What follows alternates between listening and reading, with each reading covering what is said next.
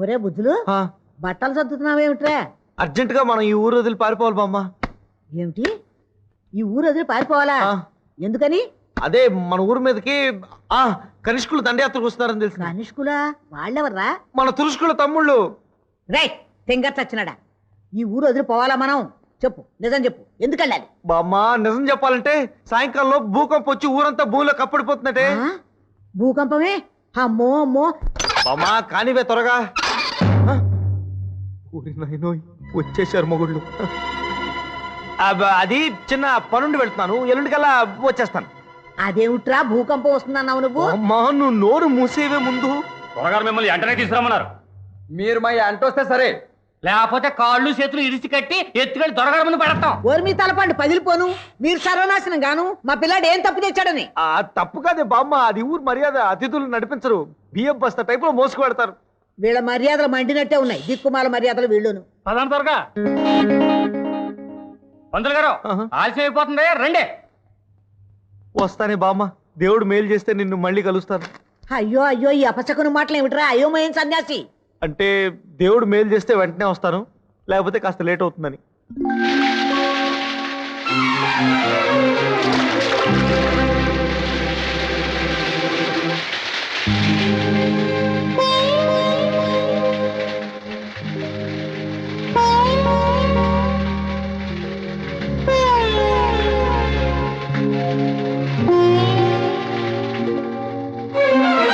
రాధగారు, మీరు ఇక్కడ ఈ ఇంట్లో?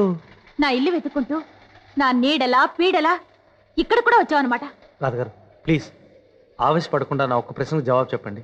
నన్ను అంతగా అభిమానించండి మీకు ఒక్కసారిగా నా మీద అంత ద్వేషం ఎందుకు కలిగింది? నీ దుర్బుద్ధి తెలియడం వల్ల.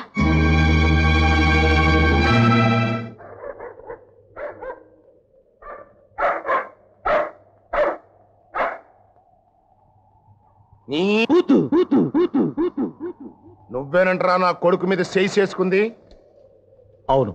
నా ఈ స్కూల్లో పంతుళ్ళందరూ నా కొడుకు కాళ్ళకి దండం పెట్టి బతుకుతారు. అట్టాంటి మా ఓడి ఒంటి మీద దెబ్బెత్తవా దొంగ? ఇప్పుడు నాకు అనిపిస్తోంది నేను మీ అబ్బాయిని అనవసరంగా కొట్టానని. అసలు కొట్టవలసింది అతన్ని కాదు, మిమ్మల్ని.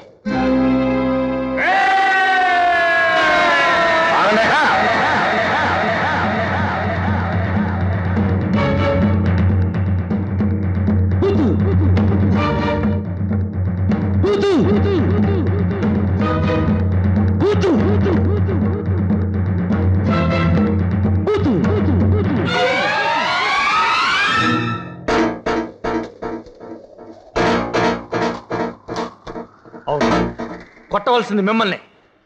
నేను మీ అబ్బాయిని కొట్టింది అతను క్లాస్ రూమ్ లో బండబూతులు మాట్లాడుతున్నాడని.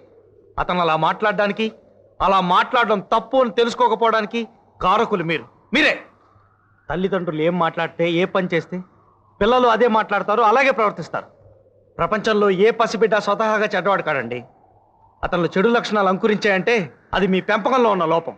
మీరు దీన్ని పువ్వని, దీన్ని చెట్టని అంటే మిమ్మల్ని చూసి మీ బిడ్డ ఆ మాటలు నేర్చుకుంటాడు. మీరే ఇలా అసభ్యంగా అశ్లీలమైన భాష మాట్లాడితే మీ అబ్బాయి కూడా అలా మాట్లాడడంలో తప్పు లేదన్న భావనతో అలాగే మాట్లాడుతున్నాడన్న విషయాన్ని మీరు ఎప్పటికైనా గుర్తించడం మంచిది. ఏ స్కూల్లోనైనా ఏ మాస్టర్ అయినా విద్యార్థిని కొట్టాడంటే అది ద్వేషం వల్ల, కక్ష చేతనో కాదండి. ఆ విద్యార్థి బాగా చదువుకోవాలని, క్రమశిక్షణని, సచ్ఛీలతని నేర్చుకోవాలని మాత్రమే. మీకు అక్షర జ్ఞానం లేకపోయినా, చదువుకోపోయినా అదృష్టం బాగుండి సంపాదించారు, అనుభవిస్తున్నారు. రేపు ఇదే అదృష్టం మీ అబ్బాయిని కూడా వరిస్తుందని ఆశించడం చాలా పొరపాటు. దురదృష్టవశాత్తు అతనికి చదువు అవ్వకపోతే తండ్రి మిగిల్చిన ఆస్తి హారతి కర్పూరంలా కరిగిపోయిన రోజున అతను ఏం చేస్తాడు? ఎలా బతుకుతాడు? వీధులు అడుక్కు తినే పరిస్థితి వస్తుంది. అది మీకు ఇష్టమా? ఫలానా రాయుడు గారు అబ్బాయి బజార్లో మూటలు మోస్తూ బతుకుతున్నాడని నలుగురు చెప్పుకోవడం ఘనత మీకు? దొంగలు దోచుకోలేంది, నిప్పు కాల్చేయలేంది, నీరు ముంచేలేంది ఒక్కటే ఒకటండి, అది మనిషి నేర్చుకున్న విద్య. ఆ విద్యను నేర్పడానికి, మీ వాళ్ళలో నా విద్యను దూరం చేయడానికి నేను వాడిని కొట్టాను. నిజమే, మీ మంచి కోసం, మీ వాడి మంచి భవిష్యత్తు కోసం నేను చేసిన పని తప్పు అని మీరు ఎప్పటికీ అనుకుంటే సరే, కొట్టండి, నరికేయండి. పంతులు నువ్వు గొప్పడివయ్యా. చెట్టనా ఎదురుకుండా నిలబడి నాలుగు మంచి మొక్కలు చెప్పిన మనిషి వెళ్ళాడయ్యా. దొంగ నా కొడుకుని నేనే బూతులు మాట్లాడుతుంటే అయ్యి నా కొడుకు నేర్చుకోరా? కానీ నోటముడు బూతులు అందే నాకు మాట రాదే. ఎట్టా చెప్పు పంతులు, ఇతని మందు చెప్పు. ఏ బలహీనతకైనా నిగ్రహాన్ని మించిన మందు లేదండి. ఓ పని చేయండి, మీ నోటికి బూత్ వచ్చినప్పుడల్లా ఆ బూత్ మాటకు బదులుగా మీ ఎదురుగా కనిపించే ఏదో ఒక వస్తువు పేరున్నాయండి. అంటే అమ్మని కొరడా అనే ఎగ్జాక్ట్లీ. ఇలా కొన్నాళ్ళు ప్రయత్నించండి, బూతులు మర్చిపోతారు. పంతులు నీ నోట్టన సొట్ట మొక్క, నువ్వు మహానుభావుడు అయ్యా. మా అదృష్టం కొద్దీ మా ఊరు వచ్చావు. పంతులు, నా కొడుకు నీ చేతిలో పెడతానా. ఆడికి బాగా చదువు చెప్పి ఆడిని బుద్ధిమంతుడిగా చేసే పూచి నీది. అట్ట చదువు చెప్పడానికి ఆడిని కొట్టుకో కోసుకో, నేను ఏమి అడ్డు చెప్పను. ఆ లోపల ఉన్నాడు, నువ్వు వెళ్ళి పంతులు వెళ్ళు. జతవనా కొబ్బరి చెట్లు అట్ట సోత్త నిలబడతారట్రా. పంతులు గారికి 2 కొబ్బరి కొండలు కొట్టండి. వెళ్ళి పంతులు.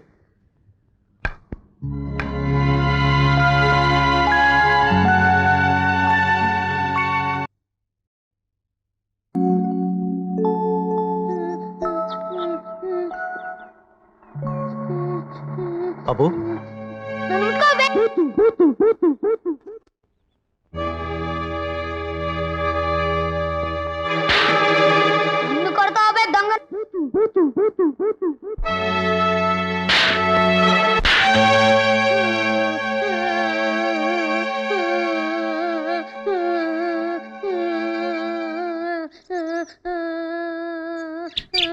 చూడు బాబు, నువ్వు చెడ్డ మాట మాట్లాడినప్పుడల్లా నీ చెంప చెల్లుమంటుంది. నువ్వేం చేసినా సమర్థించడానికి మీ నాన్నగారు ఉన్నారనుకోకు. నిన్ను కొట్టి తిట్టి దారిలో తీసుకొచ్చే బాధ్యతను ఆయనే నాకు అప్పగించారు.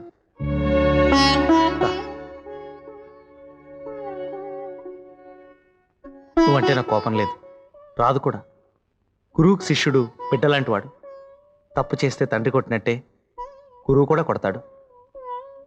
రేపటి నుంచి నువ్వు నీ భాష మార్చుకోవాలి, బాగా చదువుకోవాలి. ఫలానా బుల్రాయుడు గారు శ్రద్ధగా చదువుకుని స్కూల్ ఫస్ట్ వచ్చారని ఊళ్ళో వాళ్ళందరూ నేను పొగిడే రోజు రావాలి. నేను చదువుకోను, మరేం చేస్తావు? ఆడుకుంటాను. సరే అయితే ఎలాగ ఆడుకుందు కానీ. నాకు చాలా ఆటలు వచ్చి తెలుసా. ఇక నుంచి ఏ ఆట అయినా సరే మన ఇద్దరం పోటీపడి ఆడదాం. నేను గెలిస్తే నేను నీకు 2 పాఠాలు నేర్పుతాను, నువ్వు అవి నేర్చుకోవాలి. నువ్వు గెలిస్తే నువ్వు నాకు 2 ఆటలు నేర్పు, నేను అవి నేర్చుకుంటాను. నాతో ఆడికి వెళ్ళగలవా? ప్రయత్నిస్తాను. నేను గెలిస్తే పాఠాలు నేర్చుకుంటావు మరి. అలాగే, రేపే ఆడదాం. సరే, ఏ ఆట? గోళీలాట. ఓకే. అమ్మని కిటికీ పోసా. అమ్మాయి, ఆ పంతులు గొప్ప తెలివైనడే. పిల్లలకి పాఠాలు చెప్పే పద్ధతి అంటే ఇది. కళాసులో కూర్చోబెట్టి బెత్తంతో బెదిరించి కాదు. నా బిడ్డను తప్పకుండా దారిలో పెట్టి తీరతారు చూడు ఆ మహానుభావుడు. కొత్త మంత్రి గారు వస్తున్నారా? కొత్త మంత్రి గారు వస్తున్నారా? కొత్త మంత్రి గారు వస్తున్నారా? కొత్త మంత్రులు గారు వస్తున్నారా? సజీవంగానే తలా మొండెం కాళ్ళు చేతులు వేళ్ళు గోళ్ళు అన్ని యథాస్థానంలో ఉండగానే నాన్నగారు మాస్టరు, నాన్నగారు మాస్టరు, నాన్నగారు. నేను మీకు నాన్నగారు ఏమిటి మాస్టారు? నాకు 4 అన్నయ్యలు ఉన్నారు మాస్టర్. వాళ్ళకి పెళ్ళైతేనే కానీ మా వాళ్ళు నా పెళ్లి గురించి ఆలోచించరు. అందుకే నేను వేరే చోటికి దత్తత వెళ్ళిపోయి పెళ్లి చేసుకోవాలని నా చిరకాల వాంఛ. శర్భలింగం పితృపాదుల వారిని నమ్ముకుంటే వారు ఎన్నాళ్ళైనా ఉరసి మాత్రం వివాహం చేసుకోవడం లేదు. కాస్త మీరు నా యందు దయ ఉంచి ఎవరినో ఒకళ్ళని పెళ్లి చేసుకుని నన్ను దత్తత తీసుకుని నా పెళ్లి జరిపించండి నాన్నగారు. రుద్రమదేవి రా, నాన్నగారి పాదాల మీద పడదాం. అక్కడ కాగ్గోలైపోయింది. ఎంతమంది నాన్నలు కావాలరా నీకో? వదిలే మేస్టారు. ఆ పిల్ల రాక్షసుడిని కొట్టి ఆ పెద్ద రాక్షసుడి దగ్గరికి వెళ్ళి మాన ప్రాణాలతో తిరిగి వచ్చారంటే మీరు అసాధ్యులు మేస్టారు. అసలు అక్కడ ఏం జరిగిందో వివరంగా చెప్పండి. ఆ సంగతి తర్వాత చెప్తాను కానీ ముందు నేను అర్జెంటుగా గోళీలాట నేర్చుకోవాలి.